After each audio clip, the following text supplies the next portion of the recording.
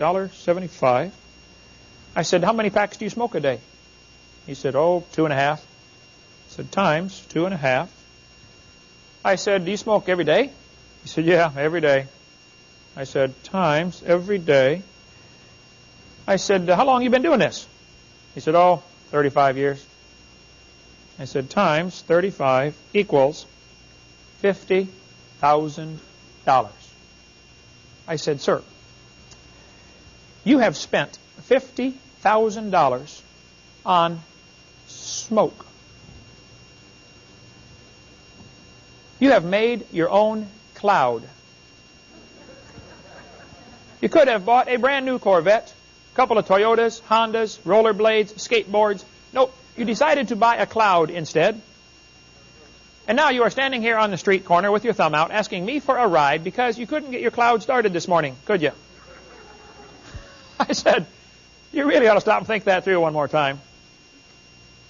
Spending $50,000 for a cloud is not a smart investment.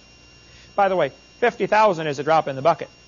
Wait till he goes to die from that habit and see what it costs. That's when it's really going to cost a bunch. That's why they want this universal health care. That's the Ted Kennedy philosophy. I want to drink and cuss and smoke and run around with wild women, and if I get sick, you got to help me pay for it. You know, maybe we'd be smart to do like I do for the last 9 years. We don't have any health insurance. No health insurance? No. It makes us watch our health, that's for sure. We don't go to the doctor for every little thing. Suppose nobody had health insurance. Prices would drop a lot. An awful lot. I'm not recommending that necessarily, but the health insurance concerns me a little bit since over 70% of all health-related problems are self-induced. Some people have some kind of habit that ends up destroying their health, and they want everybody to help pay for it. Well, look, if you want to destroy your health, that's fine, but I don't want to help pay for it. That's all. I asked this guy in the car, I said, sir, you spent $50,000 on smoke. I said, how old were you when you smoked the first cigarette? He said, I was about 13. I said, why did you ever smoke the first one? He said, well, I was with my friends. I said, you can stop right there. I know the rest of the story. When you get with dumb friends, you're likely to do something dumb. How many of you ever did something dumb when you were with somebody who was dumb? You get dumb and dumb together, there ain't no telling what's going to happen. Right? The problem that kid had when he was 13 years old, he was more afraid of his friends than he was of God. See, if he had had a good fear of God, when his friend said, hey, would you want to smoke a cigarette? He'd say, oh man, I can't do that. I don't have a mouth. What do you mean you don't have a mouth? What's that? He said, oh, this ain't mine, this is God's. Plus, I couldn't hold the cigarette anyway. I don't have any hands. These aren't mine, these are God's. I mean, really, if somebody had the right fear of God, he never would have started that habit. And some of you girls are going to get yourself in trouble because you're more afraid of that boyfriend than you are of God. And you're going to be out on a date someday, and he's going to say, I want a kiss. You're going to say, no. He's going to say, yes. You're going to say, no. He will say, yes. And he will be very persistent, I assure you. That's the way they're made. So, what you're going to have to do, girls, the only language they speak, when the boy says, I want a kiss, you say, no. He says, yes. You're going to say, you want a kiss? Yes. Okay. Close your eyes and pucker up.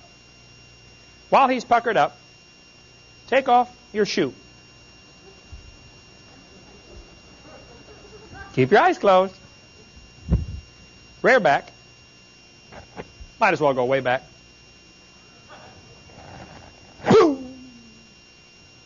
If you do it right, you can knock him into next week. When he wakes up, if he wakes up, he will have huge lips out to here. And he will be thinking, for the first time in his teenage life, 2 thoughts at the same time. He will be thinking, wow, that hurt. And he will be thinking, that's the kind of girl I want to marry. If my lips ever go back to normal size.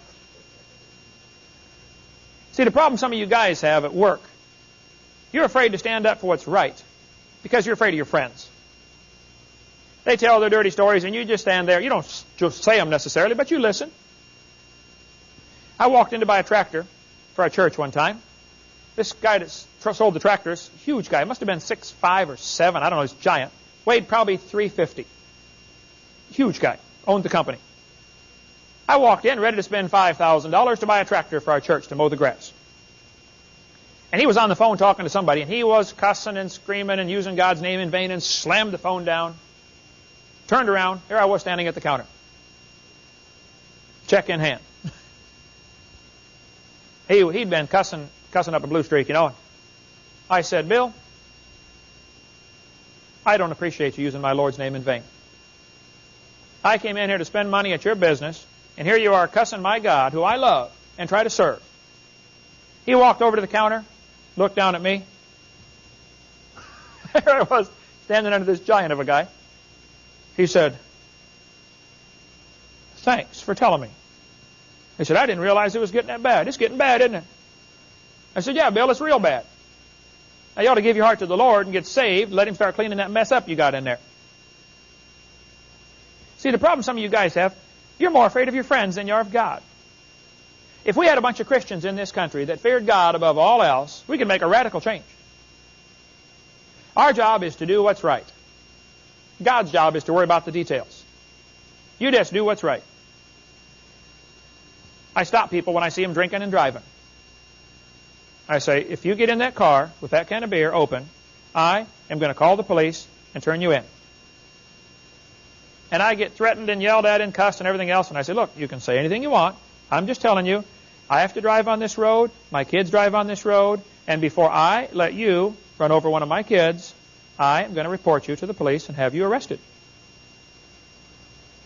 And they can threaten me, they can beat me up, they can do whatever they want, but my job is to do what's right, and God's job is to take care of the details. But an awful lot of Christians have got a fear of man, and the Bible says the fear of man bringeth a snare. What we need to do is say, God, what do you want? I'll do it. And some people, in their job, have a chance to make a little extra money by doing something wrong. Hey, your job is to do what's right. God's job is to take care of the money. You just do what's right. And that little boy at 13 years of age got a bad habit because he was afraid of his friends instead of God. Job 41:14, Who can open the doors of his face? His teeth are terrible round about.